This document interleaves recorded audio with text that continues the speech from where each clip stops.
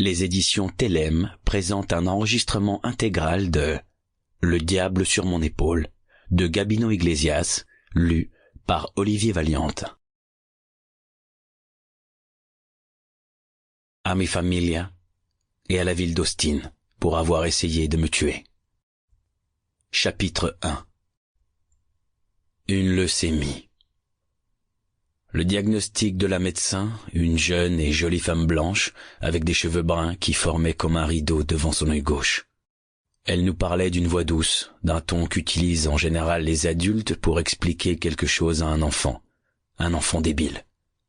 Sa bouche s'ouvrait juste assez pour laisser passer les mots.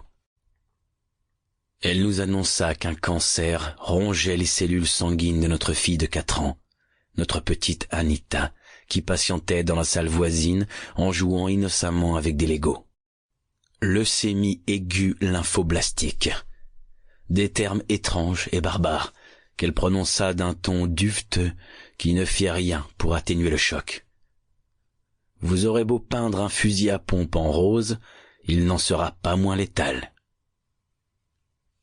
La jeune médecin déclara qu'il était trop tôt pour tirer des conclusions, mais qu'il y avait de grandes chances qu'Anita s'en sorte. S'en sortir. Quel détachement dans cette expression, alors qu'on parlait de celle qui comptait le plus au monde pour nous. Elle ajouta aussitôt qu'elle ne pouvait cependant rien promettre.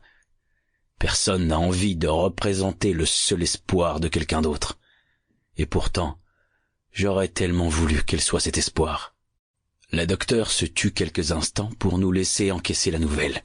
Le silence n'est jamais aussi froid et stérile que dans un hôpital. Avec Mélissa, mon épouse, on l'absorba, ce silence. Je n'avais pas besoin de la regarder pour sentir la panique envahir peu à peu tout son corps. J'aurais voulu la prendre dans mes bras, la rassurer, lui promettre que tout allait s'arranger, mais j'avais trop peur d'esquisser le moindre mouvement. Enfin, tout en douceur, je posai ma main sur les siennes. Elle se dégagea brutalement, et je reportai mon attention sur la blouse blanche de la femme qui nous faisait face. Brodé en bleu au-dessus de la poche, on pouvait lire Dr Flynn. Soudain, de la pièce voisine, s'éleva le rire enfantin d'Anita. J'eus l'impression que Dieu me donnait un coup de poing dans le cœur. Mélissa étrangla un sanglot. Une femme triste est comme une épée de Damoclès suspendue au-dessus du monde.